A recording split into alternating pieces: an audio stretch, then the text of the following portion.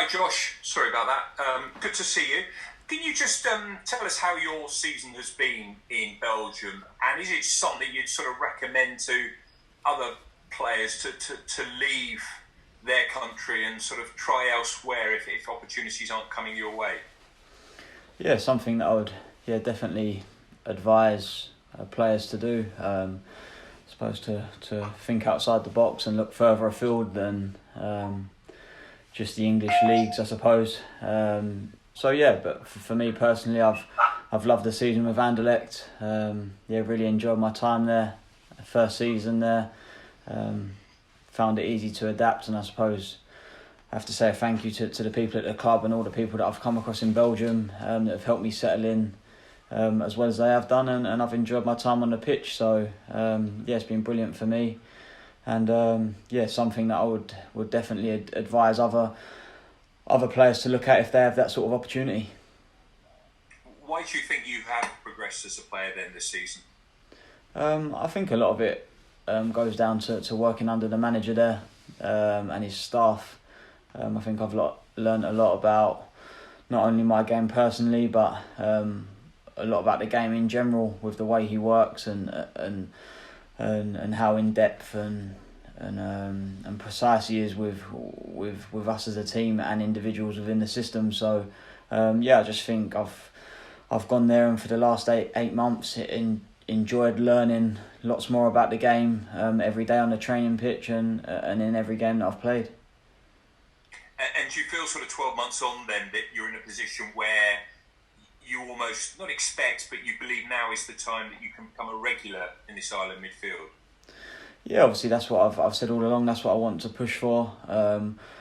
Obviously leaving West Ham and the move to Anderlecht, part of that was to play regularly, to be in a good rhythm, show the manager here what I can do, and improve my game further. And I feel like I've sort of ticked the boxes with what I wanted to achieve in terms of progressing with the national team as well. And like you said, my aim now is to become a regular mainstay in the Irish midfield. Cheers, Josh. Thank you. Neil O'Riordan, please. Hi Josh, how's it going? Hi. How would you characterise the main difference in style of play between Belgium and what you've been used to in England? Yeah, it's an interesting question. I've been asked quite a lot. To be honest, I don't think there's a massive difference. I think there's a sort of, I suppose in England and Ireland, people sort of think of European football as being sort of tippy-tappy, quite slow-paced, but it's definitely not that. You come up with up against teams that play all styles of football as you would do in the English league. So it's quite similar in that sense. Obviously, being at one of the top clubs in Belgium, we've had to come up against a lot of teams that have sat back and defended in a low block against us. So that's probably been one of the main differences personally, and being in a team that has experienced, like I said, a lot of teams sitting back and defending deep against us. So that's probably the main difference that's jumped out at me. But like I said, it's still football, and you still come up against all types of teams and all types of style of play. And like you say, it's one of the biggest clubs, but it probably hasn't been doing as well in recent years as has done in the past. Do you feel, or what's the feeling around the club that this year was progress? I know the championship playoff maybe didn't go as well as you would have liked, but do you feel there's kind of progress on maybe last year? Yeah, I think it was definitely progress this season. I think there's a lot of positives to take going into next season.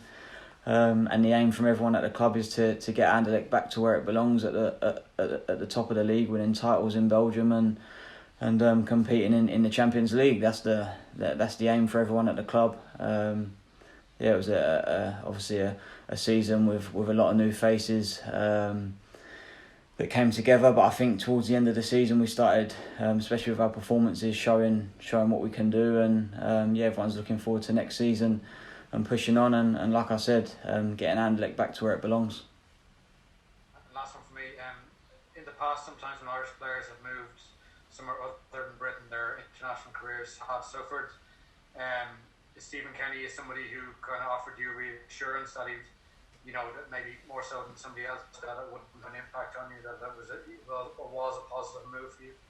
Yeah, I know that the manager and his staff here analyse every player, analyse every game that we're playing in. So I think when I signed in October and met up with the squad, I think the day after, and he just reassured me that just because you're playing in Belgium and out of the UK, that he'll be keeping an eye on me just as closely as he does all the players. Like you said, playing in the English leagues, and so it wasn't going to affect me in any way at all.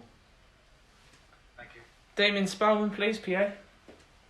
Hi, Josh. Josh, does moving to another league in another country, does that help you grow as a person, and how does that help your football? Yeah, definitely. I had a few loan spells away from what I knew, I suppose, to Bradford and Bolton, where I grew up a lot as a person, I believe. I think that benefits you on the pitch, and especially, like you said, moving to another country was an even bigger step. My girlfriend came with me, which obviously made it easier off the pitch, that had people there to support me. So a massive thank you to her, because especially in the way the world is at the minute with COVID, travel wasn't easy. So I've literally not been back home for since I signed. The start of this week was the first time before I met up with the squad, the first time to get home. So definitely growing up and off the pitch, and I definitely believe that stands you in good stead to perform well on the pitch and become a leader on the pitch as well, because you become more independent away from your family and friends, I suppose. True. And the games you played so far for Ireland, you've looked very comfortable. What's the biggest lesson you've learned from your international experience so far? I just think for us personally as a team is turning good performances or decent performances into results. I think we know that we're close with some of the performances we've produced as a group over the last year or so. But I think it's just now down to us to fine tune the fine details and be ruthless in both boxes, take our chances when they come, and be more solid to keep the ball out of our goal. And that's something that we have a great opportunity with this time away, 2 friendlies, more time to train as a group, means that we can work on those stuff in more detail. Thank you. Kieran Kennedy. Hi, Josh. Hi. Vincent Kompany said that one of the things about your game that stands out for him is your resilience and durability for the more physical parts of the match. Just wondering, have you found Belgian football to be particularly physical compared to what you would have experienced previously, or are you just a pretty physical player by nature? No, I think it's no less physical than the Championship, League One, or the Premier League, I suppose. It's like I said, sometimes people in the UK and Ireland think of European football as quite slow tempoed and a little bit sort of ticker-tacker, but it's definitely not that. There's it's very the intensity of the games are high, the physicality of the games also are very high. So something that I suppose my time on loan in League One and the Championship stood me in good stead for. I've just tried to take that part of my game to the Belgian league as well, and if the manager there and is saying good things about that, then I'm happy to be doing my job well. Looking at this camp and these 2 games, what are your own goals for the next 10 days or so? I think we have a new group first and foremost, with some new faces.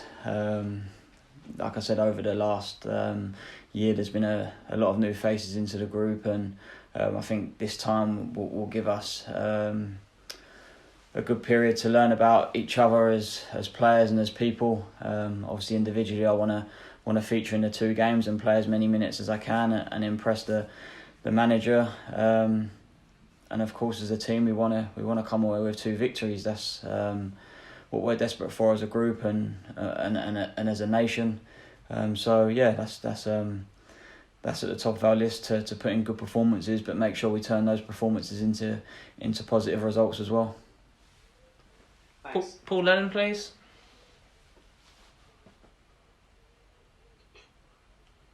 Josh, how are you? Like a team to get into a winning habit. Unfortunately, the Ireland team hasn't won in 11 games this season. Is that beginning to play in players' minds? Do you think, that maybe they're a bit inhibited by the fact that there's been a lot of draws and unfortunately a number of defeats? No, I don't think so. Obviously, it goes without saying that as a group we're desperate to win games, and we know that the results we have picked up, like you touched on, over the last year or so, haven't been good enough. But I think we can take encouragement from some of the performances we've put in, and I don't think we've been far away in a few games from getting the wins that we need and we want as a group. So no, there's no mental block from winning games. Definitely not. Like I said, we're here now. We're fully focused on the next 2 games and going into it full of confidence that hopefully we can pick up 2 good results. I'm sure you've played in teams over the last few years that went through runs of 3, 4, 5, 6 games without a win. What is the nitty gritty of getting to a point where you can just get wins? Maybe just just kind of grind it out rather than maybe playing really attractive football. Is that the way you do it, or how do you do it? Yeah, of course. I think you look at the best teams around the world. They know how to win ugly, I suppose, as well, and grind results out, like you said.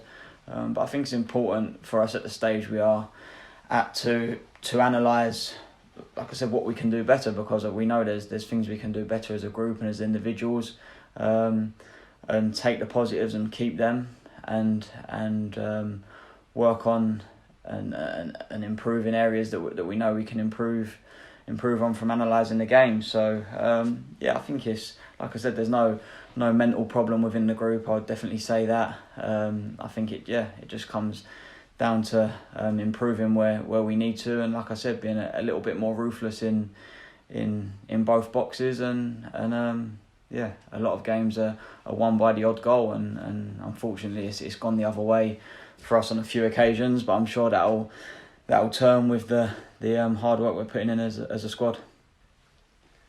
Okay, just a couple more questions left now. So firstly, Philip Quinn and then Gavin. Josh, my question is about Vincent Kompany. Obviously, this article will appear after the Champions League final, so no doubt he's wearing City blue today. But just what sort of characteristics has he got as a manager, and what sort of one-on-one guidance has he given you specifically? As a manager, I think he's been brilliant, to be honest, to work with him every day. Like I touched on before, the amount of depth he goes into with preparation, not only for games but training sessions, and how clear he is to us as players about the role he wants us to take up within the team system is fantastic. Every day he's hands-on in training. Coaching is brilliant, and I suppose that comes from his knowledge of the game, the teams he's played in, the managers I suppose he's worked under as well. So as a manager for me, the first year working with him has been really good. A great guy as well away from the pitch, someone who knows how to manage his players on an individual, on a personal level as well. So it's been fantastic to work under him, and I've enjoyed every minute of the past season that I've spent with him. And then just one more from Gavin, please, if that's okay. We're just running out of time here, so Philip. Okay. Josh, how you getting on? Hi. You're the only player we've spoken today who's mentioned even the idea of Champions League football. Why do you think, with that in mind, why do you think other players haven't followed you onto the continent, or is this about to happen, do you think? Yeah, I don't know. To be honest, like I said, I think sometimes we can get a bit too focused on the UK leagues, I suppose, and people just don't look further afield. To be honest, I don't know the answer as why more people don't do it, but whether it's the opportunities are not there, I'm not sure. But like you said, to be honest, once the opportunity come calling for me, a club the size of Anderlecht with the history it has and the tradition and the ambition moving forward, and like you said, the prospect of being able to compete in top European competitions in the future. I think it was a no-brainer for me really in the end to go there, and like you said, I think I would never discourage any other Irish young players or to look further afield and go and experience a different league, a different culture, and really look to develop their game in a different league as well. Okay, guys.